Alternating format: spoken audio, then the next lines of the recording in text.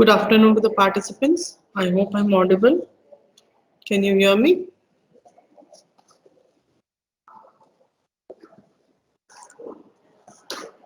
So there is a bit slight change in the schedule. Actually, um, Suresh Kuttappan sir from the Kerala Water Authority had a lecture scheduled today, but because of some sudden, immediate, urgent meeting, he couldn't be here. He will be there with us on Wednesday at 3:30 p.m. So a bit reshuffling of the lectures. The remaining lectures are same scheduled as of now. So I will be taking present sessions lecture. That will be a discussion on NEP 2020. So, a small introduction. I am an associate professor at the Civil Engineering Department of IPS Academy, Institute of Engineering Sciences, Indore, since 2018. I am also a coordinator of IRS ISRO Distance Learning Program, Department of Space, Government of India, Dehradun. I have 16 years of professional expertise. I was a former project scientist at National Environmental Engineering Research Institute, headquartered at Nagpur. And I've also worked with Medicaps University as assistant professor for around 8 years. During my tenure, I won Srijan 2015 award for Energy, Environment, Ecology and Society BE 202 course offered by RGPV. I also won Best Oral Presentation Award at ICMN 2020. That was an international conference on multifunctional nanomaterials organized by the Department of Physics, Manipal University, Jaipur in the December 2020. I've won Research Excellence Award by INSC Bengaluru, and in all I have 24 research publications that are in journals and conference along with 4 books. So the topic for discussion today is NEP 2020, that is the National Education Policy 2020. So by far we are very much aware of a lot of concepts which are going to be transforming the education system, and I would like the participants to give some inputs if I miss out something, or else if there is some misinterpretation of the contents. So it's a bit very long policy. I will try to summarize the major aspects of it because touching each and every point is not possible practically, but at least we'll try to understand the gist of the changes which are supposed to be incorporated in this education system. I hope I'm audible, and if at any point there is some problem, please let me know. So let's see the journey. कैसे कहाँ से start हुआ था evolution education policy का. 1968 में Indira Gandhi government ने first national policy education पे announce की थी. That was actually initiated in 1964. Later on, after some finalizations, it was released in 1968. After 1968, again, there was an educational policy, the second policy थी, that was in the Rajiv Gandhi government. जब थी वहाँ पर उस समय 1986 में the second policy on education was launched, which was focusing on the adult education and empowerment of minorities. Later on इसी policy को थोड़ा सा मॉडिफाई किया गया था in 1992. So it is not considered as a separate policy. Only certain modifications were done to this 1986 education policy. That is why that was under PV Narasimha Rao's government, and it is not considered as a separate policy. फिर 2005 में Manmohan Singh government ने कुछ common minimum programme की कुछ education policy दी थी, but it was not a separate policy as such. Again in 2015 this was initiated. जो national education policy है वो 2015 में इनिशिएट की गई थी. Then it was presented in certain in front of different parties के सामने present किया गया था ताकि उनका feedback मिल सके. And after that, in 2017, there was some finalization of this education plan. Finally, in 2020, we got the National Education Policy of India. So as such, as such अगर देखा जाए, so this is the third policy. First was in 1968, second was in 1986. Certain amendments were done in 92. Later on, the third policy that came in India is the National Education Policy, NEP 2020, that was finally released by the Modi government. 1968 में जो policy थी, that proposed equal educational opportunities. उनका purpose था कि educational opportunities सभी को equal मिलनी चाहिए. There should be free and compulsory education for all children till the age of 14. तो 14 years के एज तक फ्री और कंपल्सरी एजुकेशन होनी चाहिए सभी चिल्ड्रंस के लिए. There was specialized qualification of teachers. Teachers के क्वालिफिकेशंस पर फोकस किया गया था. 3 लैंग्वेज का फॉर्मेट था, जिसमें English, Hindi and 1 regional language थी. So if anybody from like around our age would be there, उनको ये पता होगा कि स्कूल में हम लोग 3 लैंग्वेजेस पढ़ते थे. इंग्लिश, हिंदी तो कंपल्सरी थी, उसके अलावा एक रीजनल लैंग्वेज थी. Whatever state you used to be in, वहाँ पे एक रीजनल लैंग्वेज थी. देन इंक्रीजिंग एजुकेशन, मतलब एजुकेशन सेक्टर में जितना इन्वेस्टमेंट किया था उसको इंक्रीज करने का प्रपोज किया गया था. And there was uniform education structure of 10+2 pattern. This was the education pattern introduced in 1968. 1986 में देखते हैं क्या थोड़ा सा चेंजेस थे. हाई एम्फोसिस किया गया था on the removal of disparities and equalize educational opportunities, that सभी को opportunity मिलनी चाहिए पढ़ने की. Child centered approach किया गया था प्राइमरी एजुकेशन में. that means children को ध्यान में रख के accordingly उनका curriculum डिसाइड किया जाए, उनकी activities डिसाइड की जाए. Operation Blackboard किया गया था, that was to improve primary schools nationwide. And the creation of rural university model was introduced. कि रूरल एरियाज में एक यूनिवर्सिटी मॉडल इंट्रोड्यूस किया गया था. साथ ही में again budget was allocated to 6% of GDP, which was similar in the 1968 policy. Now let's see what are the changes now in the basic NEP 2020.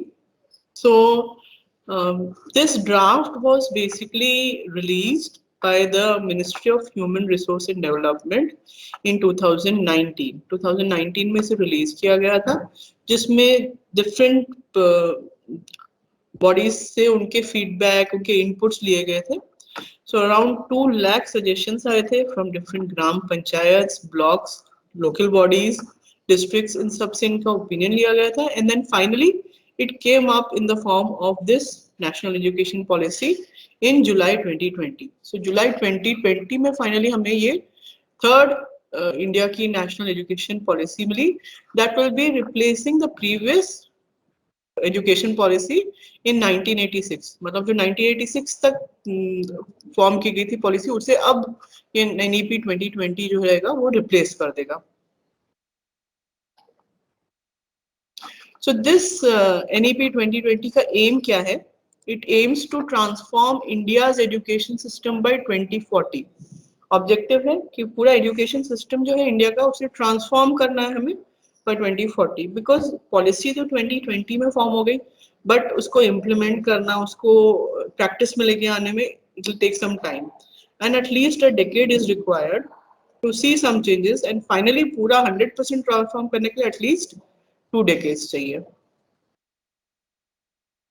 जो नेशनल एजुकेशन पॉलिसी बनी है, it is based upon the recommendations of a committee. एक committee बनाई गई थी जिसको chair किया था फॉर्मर इसरो चीफ के कस्तूरी रंगन सर ने. एंड जो कमिटी बनाई गई थी उनका चेयर जो थे वो कस्तूरी रंगन सर थे. And after getting feedback from various organisations, finally a draft was prepared and then finally it was approved. So policy target करता है, it targets making way for large scale transformational reforms in both school and higher education sectors. Objective क्या है कि एक बड़ा large scale transformation आना चाहिए school में भी और हायर एजुकेशन सेक्टर में भी. It aims to make India a global knowledgeable power, super power rather. तो इंडिया को एक ग्लोबल नॉलेजेबल सुपर पावर बनाना है, इसीलिए ये ट्रांसफॉर्मेशंस लाए गए हैं एजुकेशन सिस्टम में। Because we know that development cannot sustain without the updation of knowledge. जब तक हम अपनी नॉलेज अपडेट नहीं करते रहेंगे तब तक हम जो रिफॉर्म्स हैं उनसे डील नहीं कर पाएंगे. So that is why this knowledge aspect needs to be strengthened if you want India to be a superpower. So ये this is already discussed that national education policy जो 1986 में थी उसको अब रिप्लेस करेगा ये 2020 का पॉलिसी. फाउंडेशन क्या है एनईपी 2020 का? That there should be access, equity, quality, affordability and accountability. That means सभी को एजुकेशन मिलना चाहिए. There should be accessibility, equity, all different criteria से जो पर्सन्स आते हैं उनको इक्वल अपॉर्चुनिटी और स्किल्स डेवलप करने का मौका मिलना चाहिए. साथ ही में जो एजुकेशन रहेगी वो एक क्वालिटी एजुकेशन होनी चाहिए. It should be at an affordable price. Like present situation में there is variation of fees into the government and private schools. इसको भी ये लोग डील करना चाह रहे हैं इन एनईपी 2020. साथ ही में जो इन्हें नॉलेज मिलेगी, जो स्टूडेंट्स को नॉलेज मिलेगी वो एक ऐसी नॉलेज होनी चाहिए जो सब्सटैंशियल हो. It should be an accountable system. So the policy believes कि एजुकेशन सिस्टम ऐसा होना चाहिए जिसमें जो ह्यूमंस हैं उनकी अच्छी डेवलपमेंट होनी चाहिए. सिर्फ जैसे नॉलेज रट लिया और उसको रिप्रोड्यूस कर लिया वैसा नहीं होना चाहिए. It should B with rational thinking, मतलब उनकी थिंकिंग को डेवलप करने वाला सिस्टम चाहिए अब. बिकॉज अर्लियर केस में क्या होता था, they used to study, they used to respond to the questions and that's all. लेकिन अब पूरा सिस्टम इस तरह से चेंज होना चाहिए ताकि जो स्टूडेंट है उसकी थिंकिंग एबिलिटी चेंज हो, उसको सही थिंक करना है. साथ ही में उसके पास कंपैशन और एम्पैथी होनी चाहिए. दैट मीन्स कि उसको दूसरे की फीलिंग्स भी समझ में आनी चाहिए. ऐसा नहीं है कि बहुत सेल्फ सेंटर्ड हो जाए, सिर्फ अपने बारे में सोचता रहे, वो नहीं होना चाहिए. You should be compassionate and empathizing towards the feelings of others. It should courage आना चाहिए, resilience आना चाहिए, scientific temper, creative imagination and ethical values. This is important कि मतलब हमें अब जो सिस्टम है एजुकेशन का वो इस तरह से चेंज करना है ताकि ह्यूमन की वैल्यूज जो है वो इस तरह से डेवलप हो, so that he can have that humanity based grounds that is missing into the present situation. काफी जगह पे हमें एग्जांपल्स मिलते हैं जिसमें हम ये महसूस करते हैं that human values are decreasing other things. तो इस वजह से जो सिस्टम है कुछ इस तरह से डेवलप होना चाहिए कि जो स्टूडेंट्स है उसकी रैशनल थिंकिंग डेवलप हो, कंपैशन आए, उसके पास एम्पैथाइज कर सके, दूसरे की फीलिंग्स के साथ वो रिलेट कर सके, समझ सके कि सामने वाला कौन सी सिचुएशन में है. करेज होना चाहिए, रेजिलियंस होना चाहिए, साइंटिफिक टेम्पर होना चाहिए. दैट मीन्स साइंस से रिलेटेड एस्पेक्ट्स को वो समझ सके, क्रिएटिविटी भी आए उसके अंदर, और साथ ही में उसके पास ethical values. Ethics is basically what? It's a system of values that controls the behaviour of person into the society. Ethics क्या होते हैं? कुछ वैल्यूज होती हैं जो हमारा बिहेवियर हमारे सोसाइटी में कंट्रोल करता है. फॉर एग्जाम्पल जैसे हमें ये बता दिया जाता है कि चोरी करना गलत है, तो this is a value that is inculcated in the system. System में हमारे अंदर इनकलकेट कर दी जाती है value, that is called as ethics. To understand the differentiation between right and wrong is basically ethics. कि सही बिहेवियर क्या है और गलत बिहेवियर क्या है, उसे अगर हम डिफरेंशिएट कर सकेंगे तो हम अपने एक्शंस वही लेंगे जो हमारे सही रास्ते पर लेके जाए. That is ethical values. Now, why is it important? Why is it important to be included into this education system? Because अगर हम ये इमेजिन करें कि अगर ऐसा सर्जन है जिसे यही नहीं पता है कि ह्यूमन के बॉडी पार्ट्स कैसे होते हैं, तो वो सर्जरी कैसे करेगा? सिमिलरली अगर हम ऐसा अकाउंटेंट देख लें जिसे यही नहीं पता है कि कैलकुलेटर कैसे यूज किया जाता है, तो वो बेसिकली कैसे कैलकुलेशंस करेगा? So that is a similar aspect. अगर ह्यूमंस को यही नहीं पता है, बच्चों को यही नहीं पता है कि सोसाइटी में हमें कैसा बिहेव करना है, so what ever how much this study, कितना भी हम उनको पढ़ा लें, कितना भी हम उनको सिखा लें, कितनी भी हम उनको बता लें, जब तक उन्हें यही नहीं समझ में आएगा कि सोसाइटी में बिहेवियर कैसा चाहिए, it will be a disaster. So that is why ethical values are important. The new policy जो है उसके अंतर्गत जो ministry of human resource and development है MHRD, जिसने ये NEP 2020 रिलीज की है, वही ministry of human resource and development will be rename, उन्हें रीनेम किया गया है as the ministry of education. So this is a major change which is brought out. पहले भी मिनिस्ट्री ऑफ एजुकेशन था, then again it was renamed as MHRD, ministry of human resource development. Again it is renaming back, उसे वापस rename कर दिया गया है as ministry of education. Present education system जो है इंडिया में, उसमें फ्री एंड कंपल्सरी एजुकेशन है. That is a fundamental right for children aged in the group of 6 to 14. That means 6 से 14 ईयर्स के बीच में जो चिल्ड्रन हैं, उन्हें फ्री और कंपल्सरी एजुकेशन होनी चाहिए according to Indian constitution. Various articles हैं इंडियन कॉन्स्टिट्यूशन के, अकॉर्डिंग टू दैट 6 से 14 ईयर्स के जो बच्चे हैं उन्हें फ्री एजुकेशन मिलनी चाहिए. It should be free as well as it should be compulsory. And the approximate ratio of private schools to public schools जो है, दैट इज 5:7. दैट मीन्स अगर 7 पब्लिक स्कूल्स हैं, then in the same ratio we have 5 private schools. That means a significant students batch of students is going to private schools. So public schools में private schools में competition रहता है हमेशा, and majorly 29% of the students जो रहते हैं इस age group में, 6 से 14 years के age group में, they prefer going to private schools. Definitely there might be some reasons, we all know. तो इंडियन एजुकेशन सिस्टम जो है डिफरेंट लेवल्स में डिवाइडेड है. First is the pre primary education, जिसमें pre nursery, nursery, LKG and UKG आता है. This constitutes the pre primary education.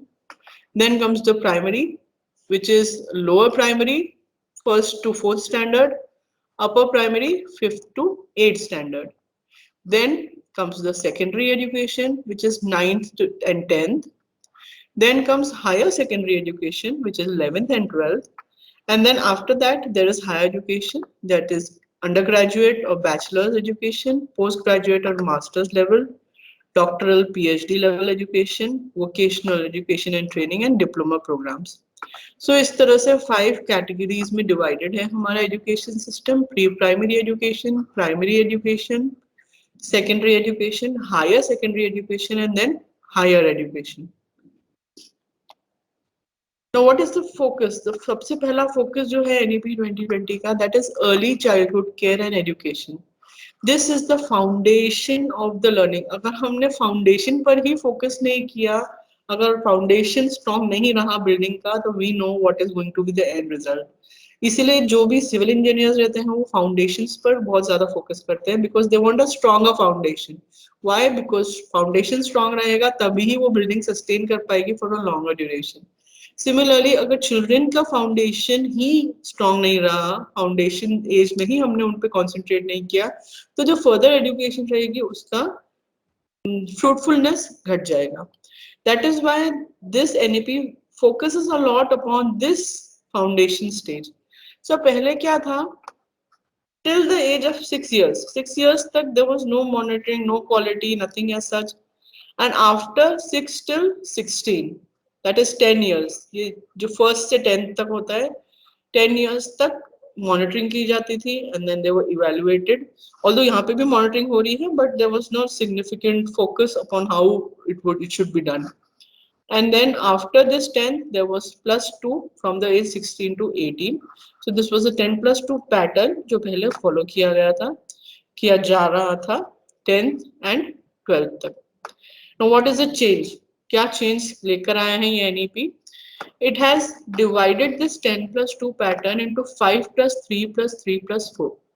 So earlier it was just 12 years of monitoring. Now it has increased to 15 years of monitoring. If you can calculate, 5+3+3+4 is all 15 years. तो जो basic foundation जो था जिस पे focus नहीं किया जा रहा था, दैट वाज लैकिंग अटेंशन, अब उसे भी इंक्लूड कर दिया गया है. नाउ जो स्टार्टिंग होगा that will be at 3 years.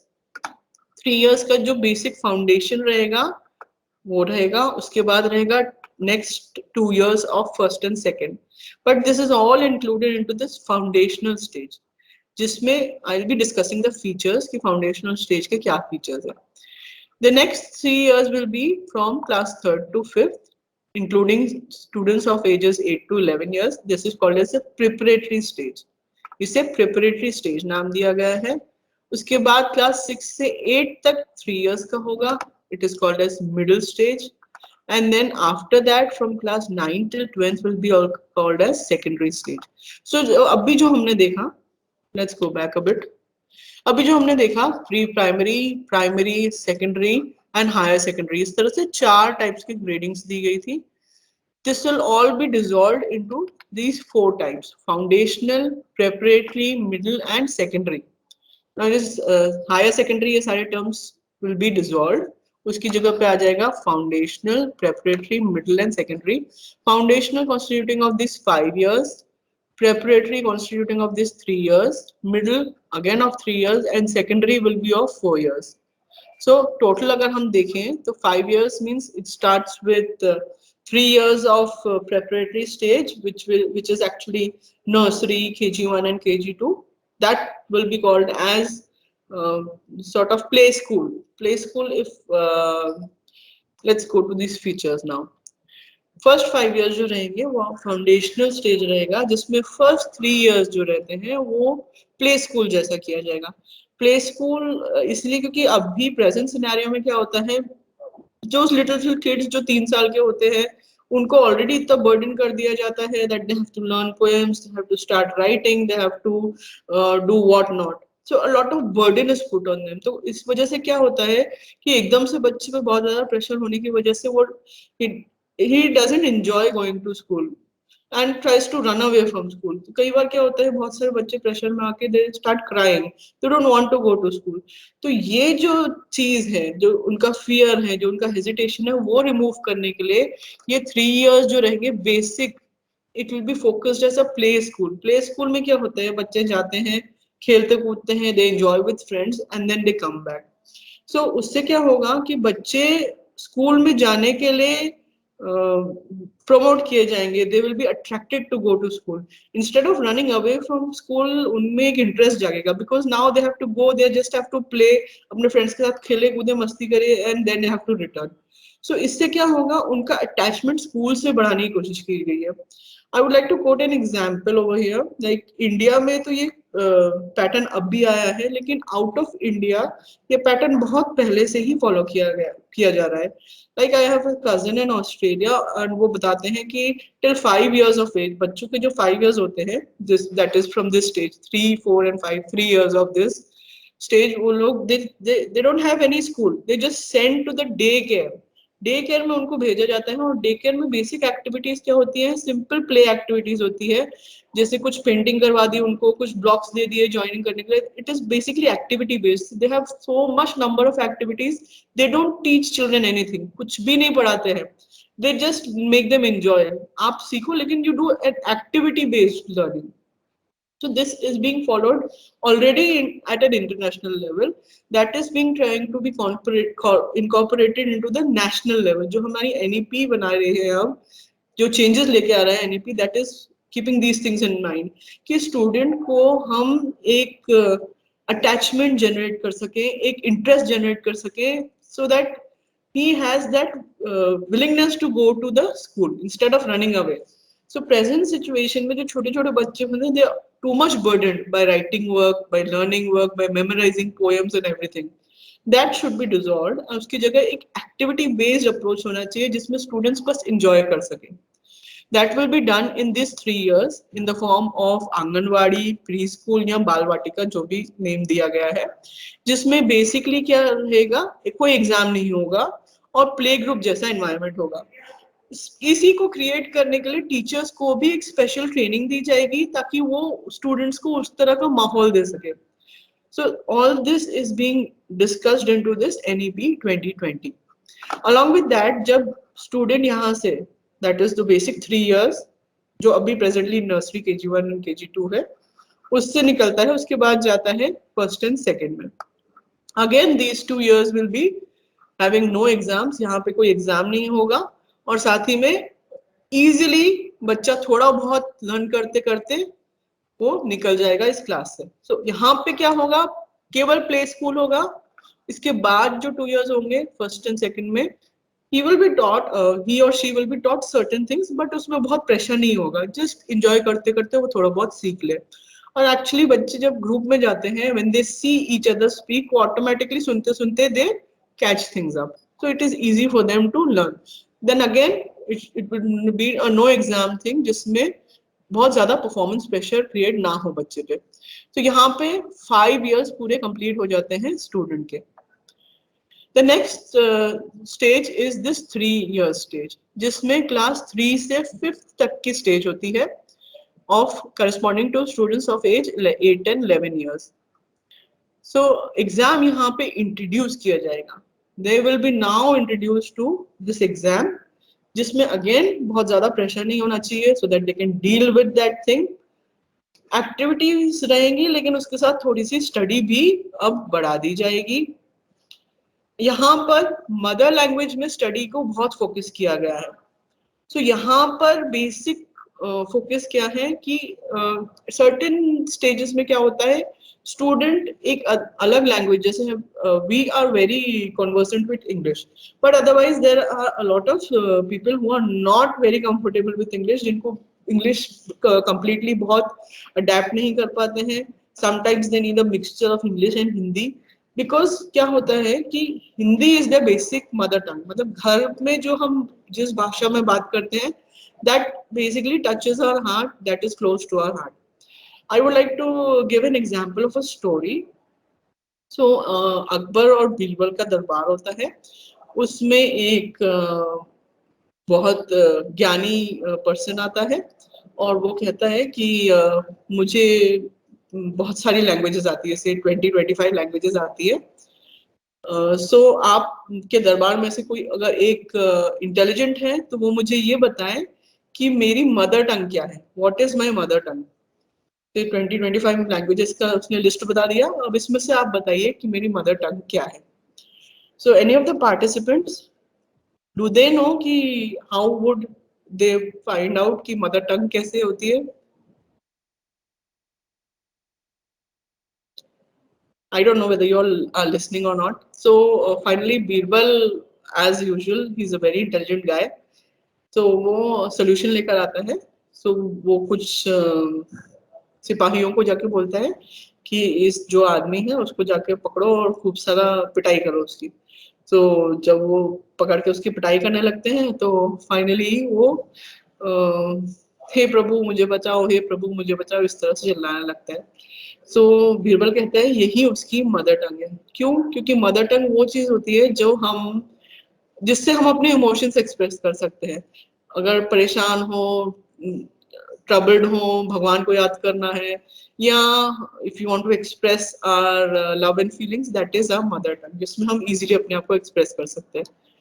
सो इसीलिए यहाँ पे इस स्टेज पे मदर लैंग्वेज को बहुत ज्यादा फोकस किया गया है, ताकि जो स्टूडेंट्स हैं वो अपनी मदर टंग से बहुत क्लोज रहते हैं। Sometimes they are unable to grasp things because of this language change. बस लैंग्वेज चेंज होने की वजह से वो अपने आप को एक्सप्रेस नहीं कर पाते, वो जो चीजें पढ़ाई जा रही है वो समझ नहीं पाते। So because of that this stage till this 5+3 years stage, that is around, I think around 10 years of age तक, ये जो रहेगा 5th क्लास तक स्पेसिफिकली, स्टूडेंट्स को मदर लैंग्वेज में स्टडी करने का ऑप्शन देना चाहिए, but it is not mandatory. That means कई सारे बच्चे हैं जो इंग्लिश में ही प्रेफर करेंगे बात करना, इंग्लिश मीडियम में ही पढ़ना चाहेंगे, they are freely allowed to, private schools are also allowed to carry out the courses in English. So it is not a mandatory thing, but लेकिन अगर कोई ऐसा स्टूडेंट है जो चाहता है कि उसकी मदर लैंग्वेज में पढ़ाया जाए, जैसे डिफिकल्टी हो रही है लैंग्वेज की वजह से, then he or she should have this option to study that particular course in mother language. Then for the next 3 years, this the third stage पे आ रहे हैं हम लोग। The next 3 years, which is from 11 to 14 years of age, will be constituting students of the class 6 to 8, 6 से 8 तक के बच्चे होंगे। यहाँ पर 6th में कंप्यूटर कोडिंग को इंट्रोड्यूस किया जाएगा। Again I would like to code an example, जैसे चाइना में ये जो कोडिंग है ये बहुत समय पहले से ही सिखाई जा रही है बच्चों को। तो उससे क्या होता है कि आप एक चीज तो एडमिट करेंगे, although China has created a lot of problem, corona I don't know कहाँ से ओरिजिनेट हुआ, लेकिन as of now the concept is that China is the originator of this corona. जो भी रहा है, बट एक चीज एविडेंट है कि वहां की टेक्नोलॉजी को की पेस जो है उससे कोई कैचअप नहीं कर सकता है। जिस स्पीड से वो लोग टेक्नोलॉजिकल अपग्रेड करते हैं, टेक्नोलॉजीज इन्वेंट करते हैं, उसको कोई भी मात नहीं दे सकता है। बिकॉज ऑफ वाई, बिकॉज ये जो कंप्यूटर कोडिंग है ये चाइना में बहुत पहले से फॉलो की जा रही थी। सो इससे क्या होता है, basic is like human development, human brain की जो डेवलपमेंट है, एवोल्यूशन है, उसे हम सपोर्ट कर सकें। इसीलिए अब क्या किया जा रहा है, 6th क्लास में कंप्यूटर कोडिंग को इंट्रोड्यूस कर दिया जाएगा। Like there is a lot of advertisement in White Hat Junior, why? Because वो जो रहती है वो that stage is a creative stage of the students. वो ज्यादा क्रिएटिविटी कर सकते हैं, उनका the mind is active and then they can do a lot of things in that. साथ ही में यहाँ पर वोकेशनल टेक्निक्स को भी इंट्रोड्यूस किया जाएगा। दैट मीन्स इसके साथ वो स्टूडेंट कोई ना कोई एक ऐसी चीज हो जो उसमें ट्रेनिंग ले ले। जैसे अगर कोई बच्चा है जो स्टिचिंग में इंटरेस्टेड है, सिलाई कढ़ाई में इंटरेस्टेड है, तो उसको उसकी ट्रेनिंग दी जाए। अगर कोई स्टूडेंट है जो खेती बाड़ी सीखना चाहता है, खेती के टेक्निक सीखना चाहता है, एग्रीकल्चर सीखना चाहता है, तो उसे उसमें बढ़ा दिया जाए। अगर कोई पर्सन है जो कुछ और चीज सीखना चाहता है, then he or she should be given that option, जो भी उस जिसमें भी वो इंटरेस्टेड है, वो एक ऐसी वोकेशनल ट्रेनिंग या टेक्निक ले जिससे उसकी स्किल्स डेवलप हो सके। That is a skill based approach. Along with that maths, science और आर्ट्स सब्जेक्ट्स रहेंगे ही, लेकिन उसमें कोई कंपल्शन नहीं रहेगा। उसमें एक ऐसा रहेगा कि वो person can adopt one any one skill of his और her choice. And at this stage एक इंडियन लैंग्वेज वो चूज कर सकेगा। प्रीवियसली क्या होता था, वी हैड 3 लैंग्वेजेस, जिसमें से इंग्लिश, हिंदी तो कंपल्सरी था, then there was one state language. Instead of that the student will have any one Indian language जो वो सीखना चाहे। Then the last stage is this 4 year stage that will be including students of the year 14 to 18 years of age from 9th to 12th standard. अब यहाँ पे क्या होगा, instead of that yearly exam जो साल में एक बार एग्जाम किया जाता था और उस समय student used to have a lot of tension to prepare, उसकी जगह अब सेमेस्टर पैटर्न इंट्रोड्यूस कर दिया जाएगा। Like the student will have exams every 6 months। साथ ही में यहाँ पे कोई स्ट्रीम पे एम्फोसिस नहीं है। लाइक अगर एक स्टूडेंट है जो मैथ्स पढ़ना चाह रहा है, मैथ्स का कोई सब्जेक्ट लेना चाह रहा है, देन अगर उसको इंटरेस्ट है ज्योग्राफी में तो वो एक ज्योग्राफी का सब्जेक्ट ले सकता है। अगर उसको इंटरेस्ट है साइकोलॉजी में तो वो एक साइकोलॉजी का सब्जेक्ट ले सकता है। और अगर उसको इंटरेस्ट है फिजिक्स में तो फिजिक्स ले सकता है।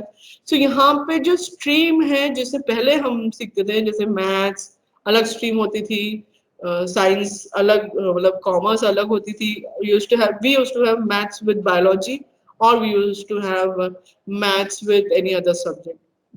तो ये इस तरह से जो स्ट्रीम पहले बना दी गई थी उसे चेंज कर दी जा रही है।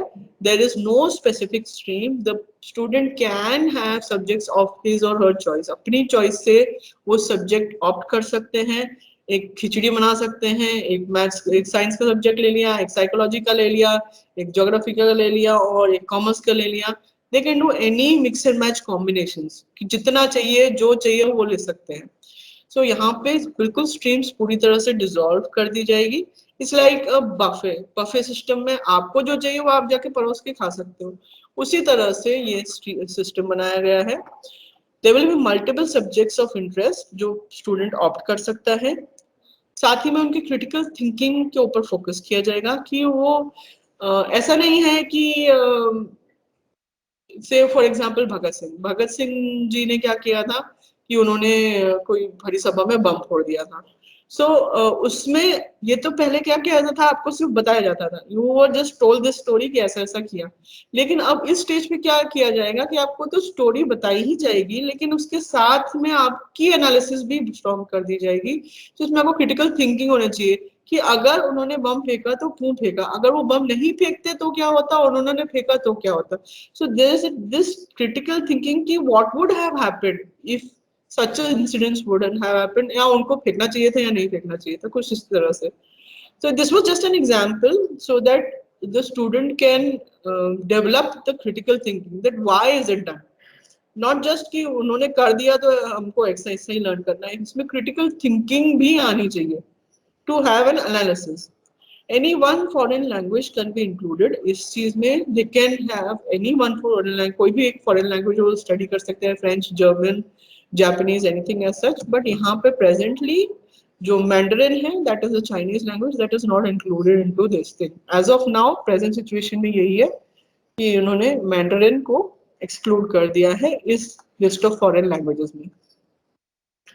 So now we have completed this journey of 5 plus 3 plus 3 plus 4, जिसमें 5 years जो है preparatory stage है, that is including first 3 years of basic play school, next 2 years of first and second standard, उसके बाद आता है third, fourth and fifth standards. यहाँ पे कोई एग्जाम नहीं होगा, यहाँ पर एग्जाम इंट्रोड्यूस कर दिया जाएगा. इसके बाद जो रिमेनिंग 3 years है दैट 6, 7th and 8th, यहाँ पे कंप्यूटर कोडिंग इंट्रोड्यूस की जाएगी अलॉन्ग विथ वोकेशनल ट्रेनिंग. कोई भी एक स्किल पे उनको डेवलप कर दिया जाएगा, जो भी उनका स्किल रहेगा इंटरेस्ट का उस पे.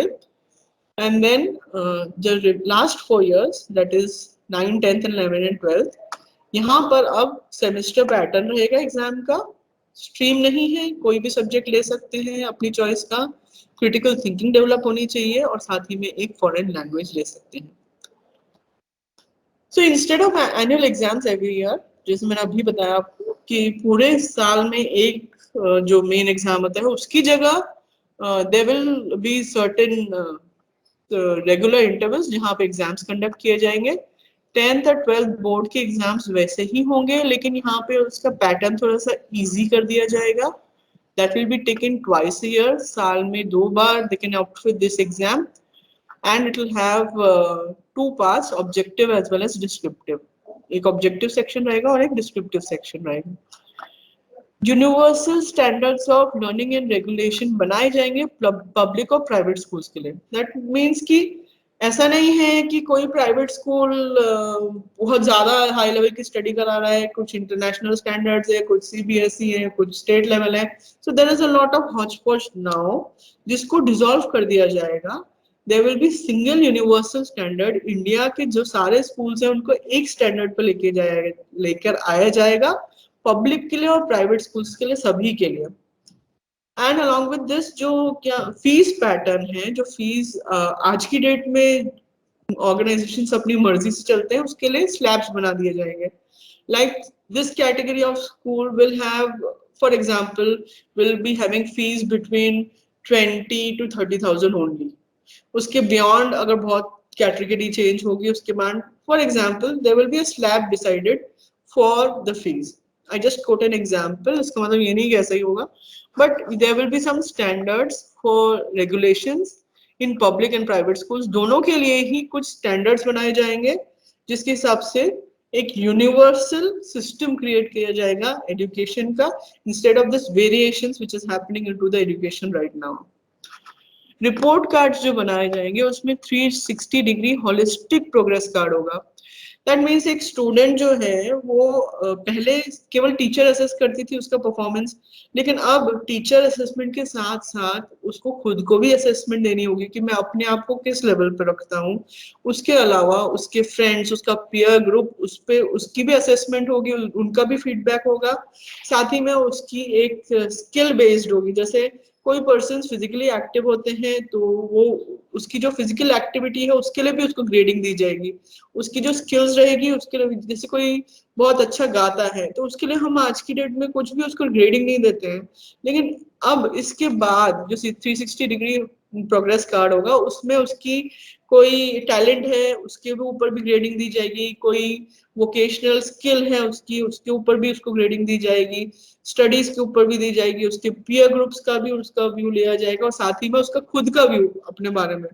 ऑब्वियसली हर पर्सन अपने बारे में तो बहुत अच्छा सोचता ही है, लेकिन ये जो रीजन है खुद का फीडबैक देने का, क्या रीजन हो सकता है, वो ये है कि when you get through this education system, उसके बाद आपको कोई असेस नहीं करता है, आप खुद अपने आप को असेस करते हो। आप जब भी किसी जॉब में जाते हैं या जहाँ भी परफॉर्म करते हैं, you assess yourself, because of which अगर यही चीज बचपन से ही आपको आपके अंदर इनकलकेट कर दी जाए कि आपको खुद की असेसमेंट खुद करनी है, then in that case that might help in the further future run. They have to focus on the curriculum core concepts, concept पर फोकस ज्यादा करना चाहिए, ना कि सिर्फ रटा जाए।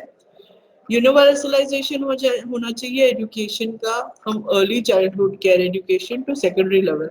ये पूरा जो सिस्टम है from the pre primary stage to this higher secondary stage जो प्रेजेंट है, उसका एक यूनिवर्सलाइजेशन होना चाहिए। दैट मीन्स आप इंडिया में किसी भी स्कूल में जाओ, आपको सेम कोर्स मिलना चाहिए। ऐसा नहीं है कि डिफरेंट स्टेट लेवल्स पे अलग पढ़ाया जा रहा है, सेंट्रल बोर्ड पे अलग पढ़ाया जा रहा है, इंटरनेशनल बोर्ड कुछ अलग पढ़ा रहा है। इस तरह से वेरिएशन नहीं होना चाहिए। There should be a universalization of this education system. Then achieving 100% gross enrollment ratio in school education by 2030. So this is the main aim. जिसमें what is this gross enrollment ratio? Gross enrollment ratio का मतलब ये होता है कि for example there is a village, उस village में 500 बच्चे हैं और 500 के 500 बच्चे अगर स्कूल जा रहे हैं, then that is called as 100% gross enrollment ratio. That means उस एज ग्रुप में जो person is eligible to study, जो बच्चा स्कूल जाने की एज में है, अगर वो जा रहा है स्कूल, एनरोल्ड है 100%, 500 बच्चे हैं तो 500 ही एनरोल्ड है, स्कूल जा रहे हैं, then that is called as gross enrolment ratio. So जो एज है from this 3 years till for जो 18 years की एज है, ये पूरी एज में 100% ग्रॉस एनरोलमेंट रेशियो होना चाहिए स्कूल एजुकेशन में। द न्यू करिकुलम फ्रेमवर्क जो रहेगा, जिसमें जो हमने सीखा देखा अर्ली जो basic foundation course foundation stage था, that is called as early childhood education educator stage, जिसमें टीचर्स को स्पेसिफिकली ज्यादा ध्यान दिया जाएगा। उनके लिए एक न्यू करिकुलम बनाया जाएगा that will be more focused upon the play school type of thing. Open schooling system के हेल्प से they have to bring 2 crore children जो ड्रॉप आउट हो गए थे, उन्हें मेन स्ट्रीम में वापस लाना है। And along with that different counselors and social workers की डिप्लॉयमेंट की जाएगी so that students की mental health हम बढ़ा सके। What is this important? See nowadays क्या होता है, again I would like to quote an example of like जो latest movie है छिछोरे। तो छिछोरे में बेसिकली क्या दिखाते हैं कि ऑल्दो द पर्सन, वो जो स्टूडेंट रहता है उस बहुत एफर्ट्स डालता है, लेकिन वो एफर्ट्स डालने के बाद भी वो उस एग्जाम से क्रॉस नहीं कर पाता है। तो एग्जाम से क्रॉस नहीं कर पाता है तो वो क्या करता है, what does he do, he takes a leap, वो जंप मार देता है। So what happens is, although हम पढ़ा रहे हैं, हम सिखा रहे हैं, हम सब कुछ कर रहे हैं, लेकिन यहाँ पर जो स्टूडेंट है उसकी मेंटल हेल्थ उतनी नहीं है कि वो उस फेलियर को डील कर सके। Similarly I can coat a lot of example जिसमें आज के प्रेजेंट सिचुएशन में स्टूडेंट जो है वो कुछ भी स्ट्रेस आता है उसको डील नहीं कर पाते हैं, कुछ मेंटल जो कुछ इमोशनल सेटबैक आ गया उसको डील नहीं कर पाते हैं। सो अगर हमने इतनी पढ़ाई करवा भी दी, लेकिन अगर वो एक इमोशनल चैलेंज को या एक कुछ भी सेटबैक को डील नहीं कर पाए, then there is no use of this all education system.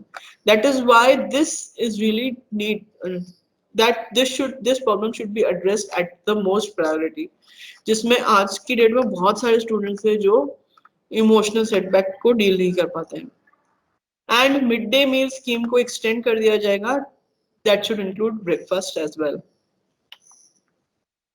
Now coming to higher education, जिसमें अर्लियर ग्रेजुएशन पैटर्न क्या था, 3 years का था। 3 years में जिसमें ग्रेजुएशंस किए जाते थे like BA, BSc, BCom and such degrees were of 3 years, and BTech, B architecture and so on were degrees of 4 years.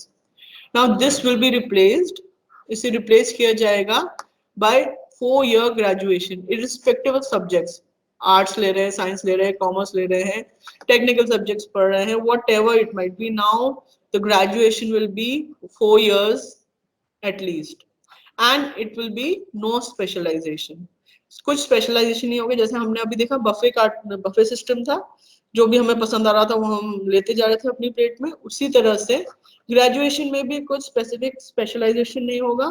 They can choose any number of subjects they are interested into it. अगर कोई person है जो यहाँ पर history पढ़ना चाहता है, history पढ़ सकता है. साइंस में से उसको मैथमेटिक्स पढ़ना है वो ले सकता है, कॉमर्स में से उसको स्टैटिस्टिक्स पढ़ना है वो ले सकता है. Can do any number of combinations along with this technical background as well. वो अब यहाँ से भी ले सकता है, उसको अगर टेक्निकल कोर्स में से कुछ सीखना है तो वो भी सीख सकता है. So any number of options and mix and match is now allowed after NEP 2020. What further changes are there? अब इसमें जो अगर पर्सन 1 year का कोर्स कर लेता है ग्रेजुएशन में, इफ ही और she completes 1 year, then they will get graduation certificate. If he or she completes 2 years, then they will get graduation diploma certificate. If they complete 3 years, then they will get graduation degree certificate. And if they complete 4 years, then they will get graduation research certificate. Now, what additional aspect जो यहाँ पे include किया गया है कि पहले क्या होता था कि अगर आपको BA BSc करना है या BTech करना है तो you had to complete all 4 years. आपको जब तक आप 4 years कंप्लीट नहीं करेंगे तब तक आपको डिग्री नहीं मिलेगी.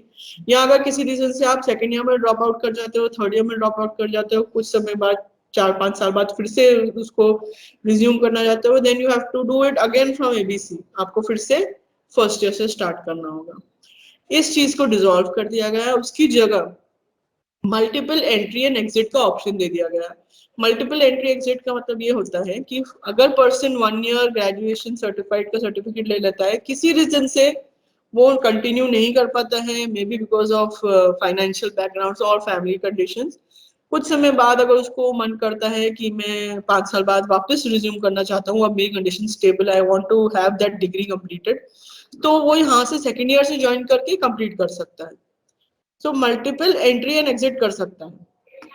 फर्स्ट थिंग, बिकॉज यहाँ पे क्या हुआ, 1 year के बाद उसको सर्टिफिकेट तो मिल गया, तो एटलीस्ट ये 1 year उसका वेस्ट नहीं गया. Similarly can even leave at second year जिसमें डिप्लोमा का सर्टिफिकेट मिल गया. नाउ द क्वेश्चन इज कि हम किस स्टेज पर जॉब के लिए एलिजिबल होंगे. देन जॉब के लिए अप्लाई करने के लिए या किसी कॉम्पिटिटिव एग्जाम में अप्लाई करने के लिए at least you need to have this 3 year graduation degree. ये 3 year का जो कोर्स है आप कंप्लीट कर पाएंगे तो ही आप जॉब या कंपटीशन एग्जाम में अप्लाई करने के लिए एलिजिबल हो पाएंगे. देन अगर आपने एडिशनल 4th year कंप्लीट कर दिया तो उसके लिए ग्रेजुएशन रिसर्च डिग्री मिल जाएगी आपको. And if you complete this graduate research degree, then in 1 year you can do post graduation 4+1 या 5 years में आपका पोस्ट ग्रेजुएशन हो जाएगा.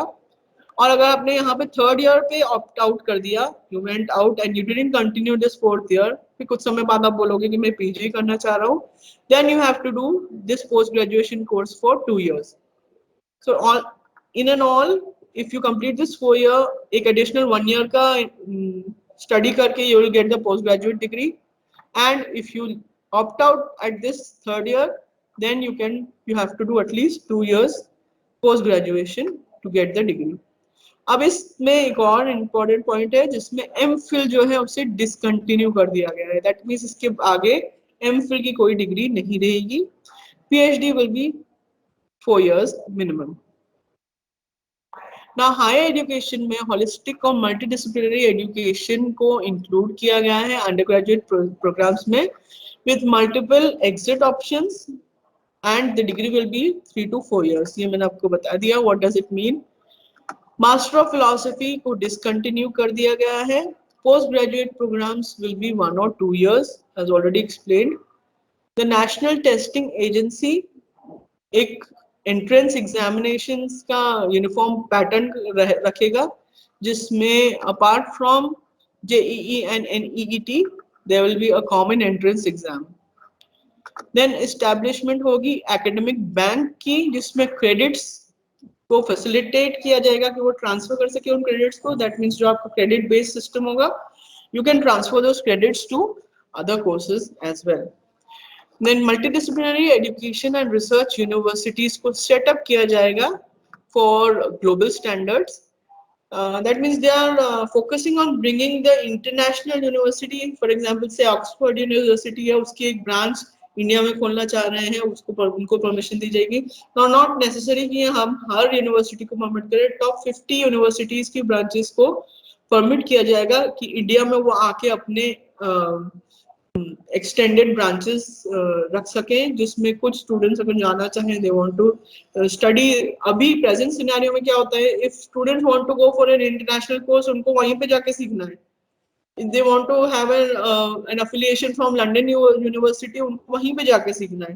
From Australian university they have to go and study there. Instead of that अगर उस university का एक branch India में ही आ जाए, तो उससे क्या होगा कि एक तो ये कि दे उनको इंटरनेशनल स्टैंडर्ड्स के लिए एक्सपोजर मिल जाएगा इंडिया में ही. दूसरा, जो एग्जिस्टिंग ऑर्गेनाइजेशंस है उनका भी स्टैंडर्ड बढ़ जाएगा, because even they are competing for that. तो वो इंटरनेशनल स्टैंडर्ड्स से कम्पीट करने के लिए अपनी लेवल बढ़ाने लगेंगे. सो उससे क्या होगा, ओवरऑल अपग्रेडेशन आएगा in the quality of education, of higher education specifically. Now there will be establishment of National Research Foundation. एक ऐसी एपिक्स बॉडी होगी जो रिसर्च को फोकस करेगी. उसी तरह से higher education council of India HECI को भी बनाया जाएगा, एस्टेब्लिश किया जाएगा, जो प्रिपेयर करेगा same set of regulations, accreditation and standards for private as well as public school. अब प्राइवेट और पब्लिक में प्रॉब्लम क्या हो रही है कि पब्लिक एक पर्टिकुलर स्टैंडर्ड फॉलो कर रहा है, प्राइवेट एक पर्टिकुलर स्टैंडर्ड फॉलो कर रहा है, जिसकी वजह से कई सारे स्टूडेंट्स जो है वो प्राइवेट की तरफ ज्यादा पुल्ड अप होते हैं. इंस्टेड ऑफ दैट, अगर हम सारे स्टैंडर्ड यूनिफॉर्म कर देंगे प्राइवेट और पब्लिक में, so irrespective of any school that person will be willing to go in any school as such. So that is the basic thing. जो higher education council of India बनाई जाएगी, वो सारे uniformity करेगी standards के, accreditation system के, और साथ ही में सारी रेगुलेशंस यूनिफॉर्म कर देगी प्राइवेट और पब्लिक स्कूल्स के बीच में. And national higher education regulatory council जो रहेगी, वो हायर एजुकेशन को रेगुलेट करने में, कंट्रोल करने में रहेगी. एंड इस केस में मेडिकल और लॉ की एजुकेशन जो है वो एक्सक्लूड कर दी गई है, excluding the medical and law education. General education council standard set करेगा. हायर एजुकेशन ग्रांट्स काउंसिल जो रहेगा वो फंडिंग से रिगार्डिंग फाइनेंशियल मैटर्स को डील करेगा. नेशनल एक्रेडिटेशन काउंसिल जो रहेगा, that will be accrediting, a national council that will accredit all colleges and schools. So इस तरह से 4 बेसिक ऑर्गेनाइजेशंस रहेंगे. So the National Higher Education Council, the General Education Council, the Higher Education Grants Council and National Accreditation Council will be there to deal with different matters. So 4 different organizations को categorize किया गया है. HECI replace करेगा National Council for Teacher Education को, and AICTE as well as UGC. So this HECI will replace all NCTE, AICTE and UGC, ताकि एक uniform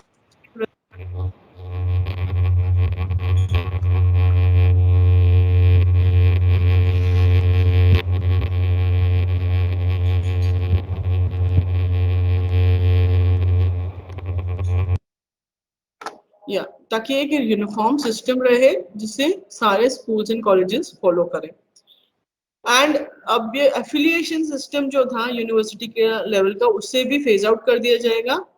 In around 15 years, there will be just single regulatory body जो सारे organizations को accredit और affiliate करेगी.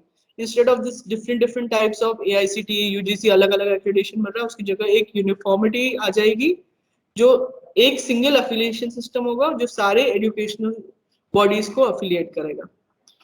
And gross enrollment ratio higher education में बढ़ा दिया गया है. Present it is around 26%, उसे enhance कर दिया गया है to 50% by 2035. So higher education में students का involvement और बढ़ाना चाहिए, उसे focus करना चाहिए. And additional seats will be allotted in higher education seats का नंबर बढ़ा दिया जाएगा टू 3.5 करोड़। टीचर्स की जो एजुकेशन रहेगी उस पर भी फोकस किया गया है। बाय 2023 मिनिमम क्वालिफिकेशन जो टीचर्स का रहेगा that will be a 4-year integrated BEd. Now what happens if a person graduate है, उस ग्रेजुएशन के बाद वो बीएड कर लेता है, तो बीएड 1 या 2 years का होता है, उससे ही और she can get a BEd degree. But future में क्या होगा कि जो टीचर्स बनना चाह रहे हैं, टीचिंग में जाना चाह रहे हैं, उनको पहले ही पता होगा कि ये 4 year का इंटीग्रेटेड बीएड डिग्री करेंगे तो ही वो टीचर बन पाएंगे। दैट मीन्स क्वालिटी टीचर्स की उनको एनहेंस करनी है। Only those people should enter the teaching line who are focused to be teachers. Emphasis की जाएगी स्ट्रेंथनिंग और ट्रांसपेरेंसी पर, टीचर्स की रिक्रूटमेंट प्रोसेस ट्रांसपेरेंट कर दी जाएगी। And national curriculum framework for teacher education बनाया जाएगा बाय 2021 दैट विल फॉर्मुलेट जो न्यू एंड कॉम्प्रिहेंसिव एरियाज है वो फॉर्मुलेट करेगा। Along with that national professional standards बना दिए जाएंगे by 2022 for different teachers. So that means teacher की क्वालिटी भी बढ़नी चाहिए। ऐसा नहीं है कि सिर्फ स्टूडेंट का हम लोग ऑप्शन दे रहे हैं, नाउ एजुकेटर की क्वालिटी भी एनहांस होनी चाहिए। Like for example there was like one of my colleagues ने ही बताया कि उनकी एक स्टूडेंट थी जो यहाँ से अब्रॉड चली गई and she started teaching over there. Now उनसे पूछा गया कि आप जो इंडियन स्टूडेंट है और इंटरनेशनल से जापानीज स्टूडेंट है उसमें अंतर क्या महसूस करते हैं, तो उन्होंने बताया कि जो इंडियन स्टूडेंट्स है उनको मोटिवेशन की बहुत जरूरत होती है, दे need a lot of motivations. जबकि जो जापानीज स्टूडेंट होते हैं उनसे उनके सामने प्रेजेंटेशन देने से टीचर्स कतराते हैं। क्यों? क्योंकि वो ऑलरेडी इतने अपडेटेड रहते हैं, ऑलरेडी इतनी सारी चीजें जानते हैं कि टीचर को यही नहीं पता है कि वो सामने वाला कौन सा क्वेश्चन कब पूछ जाएगा। So that's the difference between the student and teachers as well, कि हम केवल स्टूडेंट्स की क्वालिटी नहीं एनहांस करें, हमें टीचर्स की क्वालिटी भी बढ़ानी होगी। Like again I would like to quote an example of Super 36। अगर आप में से किसी ने Super 36 देखी होगी तो उसमें ऋतिक रोशन जिस तरीके से पढ़ाता है वो तरीका इतना अच्छा होता है कि सबसे डम्बो स्टूडेंट भी वो इमेजिन करने लगता है, इमेजिन करके प्रॉब्लम सॉल्व करने लगता है। सो that is the impact of teachers. Teacher अगर अच्छा हो तो वो स्टूपिड से स्टूपिड स्टूडेंट को भी अच्छा कर सकता है। नॉट नेसेसरी ऑलवेज, क्योंकि हर केस डिफरेंट होता है, but a lot of credentials depend upon the way teacher teaches। कई सारे ऐसे लेक्चर्स होंगे जिसमें आप महसूस करते होंगे कि हम जाके बैठे हैं, हो सकता है मैम या सर कुछ अच्छा पढ़ा दे, बता दे, लेकिन कई सारे ऐसे टीचर्स भी होंगे जिनके लेक्चर में आपको मन ही नहीं करता होगा जाने का, कि पता नहीं क्या हो रहा है, कुछ समझ में ही नहीं आ रहा है, इस तरह से। So teacher has a lot of impact in the way the things are being brought forward, the way the things are being conveyed. Not always but at least 80 to 90% teacher का बहुत मेजर रोल रहता है। And other objectives are national education commission का establishment करना है, special education Jones बनाए जाएंगे ताकि एजुकेशन को इम्प्रूव किया जाए, जेंडर इंक्लूजन फंड बनाया जाएगा जिसमें जेंडर्स को जैसे ट्रांसजेंडर है या कुछ ऐसे प्रिविलेज चिल्ड्रन हैं उनको भी, स्पेशल चिल्ड्रन हैं उनको भी थोड़ा सा सपोर्ट दिया जाए। नेशनल एजुकेशनल टेक्नोलॉजी फोरम बनाया जाएगा जिसमें free exchange of ideas on technology की जा सके। There will be a national assessment center called as Parak that will be assessing the students all around development, जैसे अभी हमने डिस्कस किया, डिफरेंट 360 डिग्री लेवल पर असेस किया जाएगा। न्यू लैंग्वेज इंस्टीट्यूशंस को बनाया जाएगा जिसमें नेशनल जो बहुत पुरानी इंडियन लैंग्वेजेस जो आउटडेटेड होती हैं जैसे पाली, then different languages should be encouraged to be learned। साथ ही में नेशनल मेंटरिंग होगी, नेशनल बुक प्रमोशन पॉलिसी होगी एंड सो ऑन। इंक्रीज किया जाएगा बजट एजुकेशन का to 6%। This figure I think that is similar in all the policies, that should be increased to 6% of GDP। and massive use किया जाएगा technology का for planning, teaching and learning and assessment। so that is the era for today। जो digital platforms आ रहे हैं, digital courses आ रहे हैं, online affiliated courses आ रहे हैं, that is all the future of study. So let's summarize whatever we came through in this national education policy. So सबसे पहला point था restructuring school curriculum and pedagogy, जिसमें हमने देखा कि किस तरह से स्कूल का पूरा करिकुलम चेंज करने का बात की जा रही थी, असेसमेंट अलॉन्ग विद स्टूडेंट्स को फोकस करके उनका कोर्स डिजाइन करना है, टीचर्स का अपग्रेडेशन होना चाहिए, टीचर्स के असेसमेंट्स होने चाहिए, और डिफरेंट कैटेगरीज जो हम लोगों ने देखी, I we further discussed in detail regarding this. Then holistic development होनी चाहिए लर्नर्स की, मल्टीलिंगुअलिज्म होना चाहिए जैसे हमने डिस्कस किया, डिफरेंट लैंग्वेजेस को लर्न करने की अपॉर्चुनिटी होनी चाहिए, curricular integration of essential subjects and skills, जो हमने देखा कि स्किल्स को भी एनहांस कर दिया जाएगा, वोकेशनल ट्रेनिंग दी जाएगी ताकि कोई एटलीस्ट जब बच्चा स्कूल से निकले तब एटलीस्ट एक स्किल ऐसी हो जिसमें वो अच्छे से अडेप्टेड हो। टीचर्स पे, उनकी ट्रेनिंग्स पर, उनकी रिक्रूटमेंट्स पर, उनके अदर थिंग्स पर बहुत फोकस कर दिया जाएगा। रिक्रूटमेंट और डिप्लॉयमेंट के टर्म्स बना दिए जाएंगे, जैसे बहुत ज़्यादा फ्रिक्वेंटली ट्रांसफर्स होते हैं टीचर्स के गवर्नमेंट कॉलेजेस में, वो नहीं होना चाहिए, अंडर सर्टेन कंडीशन ही ट्रांसफर के टर्म्स दे दिए जाएंगे। सर्विस एनवायरनमेंट और कल्चर कैसा होना चाहिए उसके बारे में भी डिस्कस किया गया है कि किस तरह से एनवायरनमेंट क्रिएट करना है। Equitable inclusive education, that means there should be uniformity in the type of education that is being provided by different institutes, organizations. Efficient resourcing और governance होना चाहिए, early childhood care education होना चाहिए, जो मैंने आपको बताया प्ले स्कूल से रिलेटेड है, उसमें स्पेसिफिकली बताया जाएगा किस तरह से टीचर्स को बच्चों को हैंडल करना है, उसकी स्पेशल ट्रेनिंग दी जाएगी। Foundational literacy and numeracy, this is also regarding to the basic foundational 5 years, जिसमें ज़्यादा फोकस किया जाएगा कि उनकी फाउंडेशन स्ट्रॉन्ग हो, and curtailing drop out rates and ensuring universal access to education, जो बहुत सारे बच्चे बीच में ड्रॉप आउट कर जाते हैं उन्हें मिनिमाइज करना है, एंड साथ ही में उन्हें मेन स्ट्रीम में उनको हमें वापस लेके आना है। So these are the basic crisp points for this NEP 2020, the reformation that will be supposed to happen probably by 2022 तक ये पूरी तरह से full form में आ जाएगा, and application is all depending, that's a long term process, कितना successful होता है कितना नहीं होता है we don't know, but at least we are working to provide a better future, a better education system for the coming generation. So that's all for today from my side. If you have any questions or doubts, if you would like to know or point out something more to me, please let me know.